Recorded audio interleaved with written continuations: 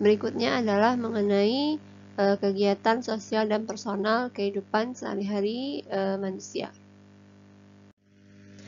Dalam jejaring sosial ada dua aspek yang harus kita pertimbangkan. Yang pertama adalah mengenai tanggung jawab kita terhadap apa yang telah kita bagikan. Nah, hal ini terkait dengan bagaimana kita mempertaruhkan privasi kita dan teman-teman kita. Kemudian adalah yang kedua, tanggung jawab dari perusahaan yang menampung informasi-informasi yang kita kumpulkan atau kita serahkan kepada perusahaan tersebut. Misalnya seorang wanita menikmati fitur di situs jejaring sosial yang memberitahu anggotanya atau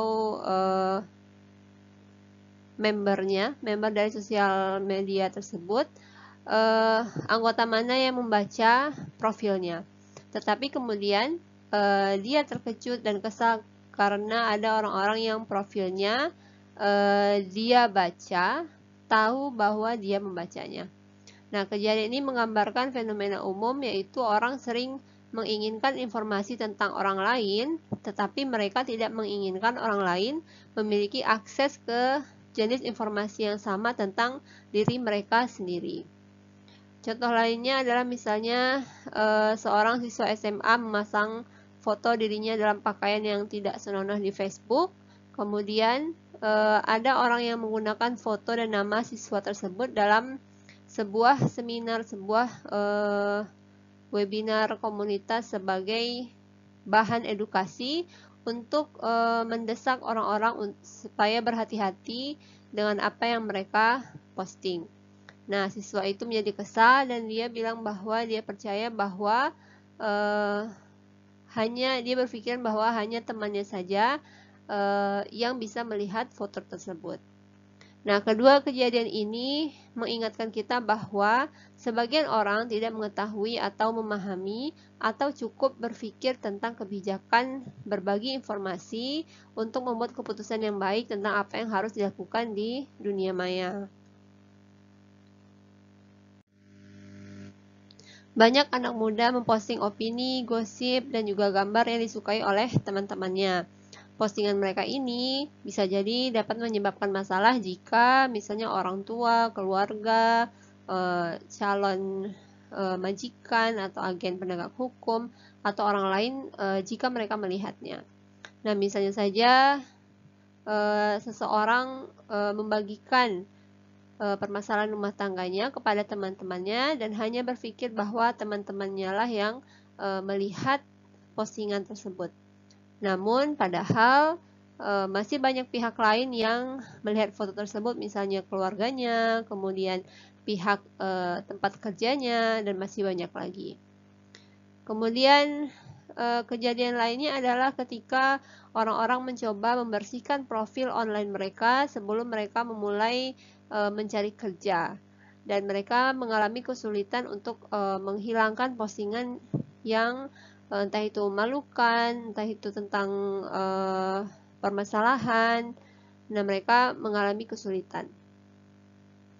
Beberapa aplikasi jejaring sosial meminta informasi pribadi kita, misalnya tentang agama, tentang pandangan politik, kemudian orientasi seksual, tentang teman, dan juga tentang diri kita sendiri.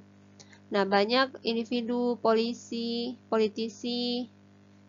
pengacara, selebriti, kemudian pebisnis memposting dan men-tweet hal-hal yang dapat menyinggung, kemudian ilegal atau membahayakan dengan keyakinan bahwa tidak seorang pun kecuali penerima yang dituju akan melihat postingan tersebut. Nah, apakah orang-orang ini berpikir tentang bagaimana informasi itu dapat digunakan dan apakah teman-teman mereka ingin informasi itu untuk diungkapkan?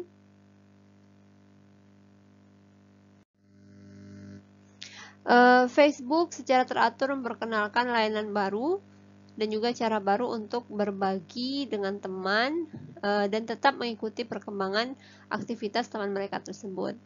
Nah, fitur Facebook Places memungkinkan pengguna menandai teman yang berada di lokasi mereka, tetapi tidak peduli bahwa apakah teman tersebut benar-benar ada di tempat tersebut atau tidak. Ketika Facebook juga memperkenalkan alat untuk pengenalan wajah untuk membantu pengguna atau membernya menandai teman di foto, defaultnya adalah teknologi tersebut aktif untuk semua pengguna. Ada cara untuk mengatur fitur-fitur tersebut, tetapi banyak pengguna yang tidak mengetahui fitur baru tersebut sehingga mereka tidak tahu bagaimana cara untuk mengatur, menghidupkan, atau mematikan fitur tersebut.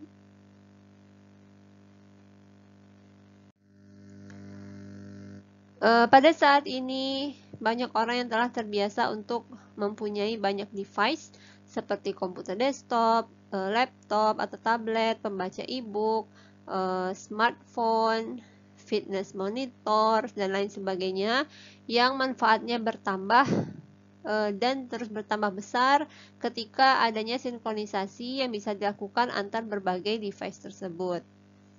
Nah, sangat menyenangkan ketika kita bisa mengakses foto yang sama di berbagai device yang kita miliki.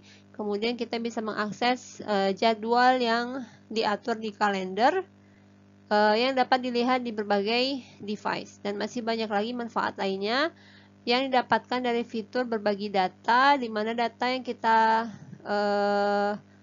buat tersebut tersimpan di cloud yang disediakan oleh service-service tertentu. Semua data tersebut tentu saja keamanannya akan bergantung kepada tingkat keamanan dari device yang kita miliki serta keamanan yang disediakan oleh layanan yang menyimpan data kita tersebut. Beberapa orang menampilkan hari ulang tahun di profil situs situs mencari kerja. Nah, pada beberapa sosial media kita juga dapat memberikan label keluarga pada keluarga kita, termasuk dalamnya mungkin ibu kandung kita. Nah, dua data ini yaitu tanggal lahir dan nama ibu kandung merupakan data yang sangat penting bagi informasi finansial di bank. Nah, informasi ini jika disalahgunakan tentu saja akan menjadi sebuah kerugian yang sangat besar. Banyak sekali manfaat dari layanan cloud yang dapat mengelola dan melakukan backup data, dapat diakses kapanpun dan dimanapun melalui akses internet, dan memudahkan berbagi file dan kolaborasi berbagai proyek. Nah, namun terdapat juga kekurangan dari layanan cloud ini seperti permasalahan privasi dan juga keamanan yang menyebabkan kehilangan kontrol atas data yang sudah kita upload.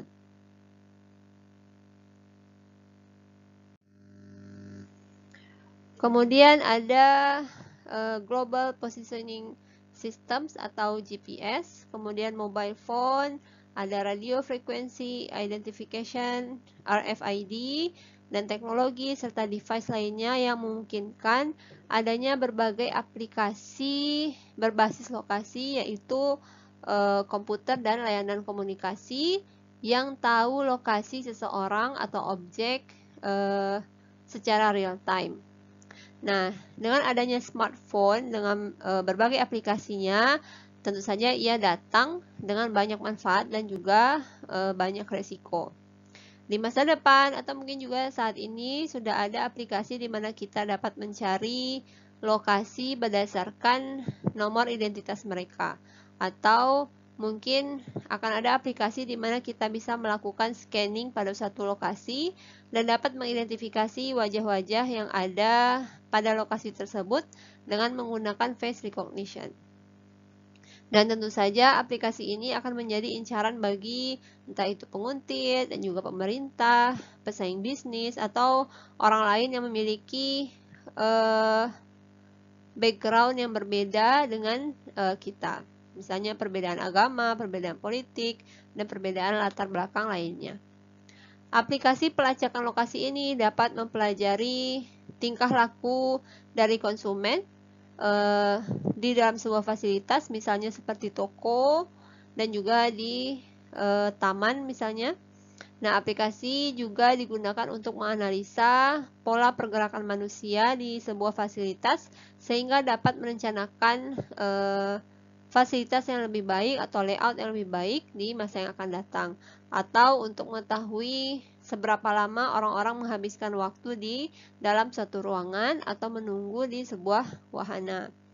Contohnya adalah di Disney World menggunakan yang namanya Magic Band yang dilengkapi dengan radio frequency device yang melacak penggunanya selama di dalam wahana. Disney akan mendapatkan data yang kemudian digunakan untuk meningkatkan pengalaman yang lebih baik pada pengunjung di masa yang akan datang.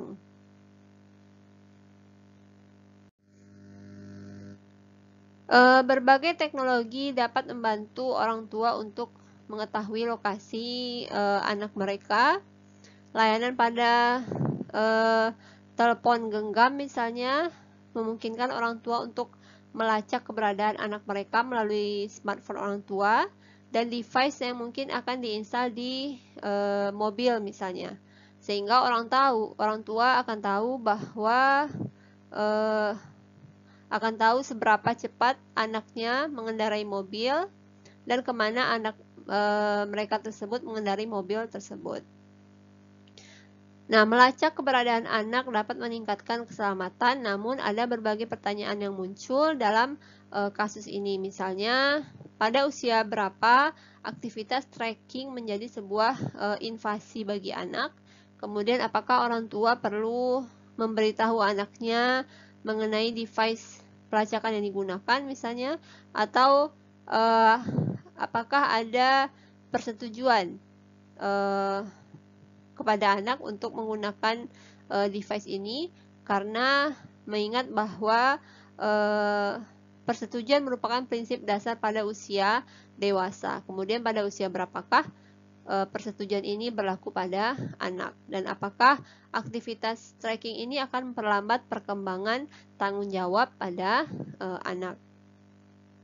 Sistem pemantauan yang mengirimkan sinyal yang dapat dengan mudah disadap dan dibaca dapat juga mengurangi tingkat keamanan anak. Selain itu, false alarm juga bisa menjadi permasalahan. Misalnya, ketika anak kehilangan telepon genggamnya atau device mereka, atau mungkin ketinggalan atau jatuh di suatu tempat. Sehingga sangat jelas bahwa alat pengawasan ini perlu sangat difikirkan dengan matang oleh keluarga, oleh seluruh keluarga sebelum digunakan.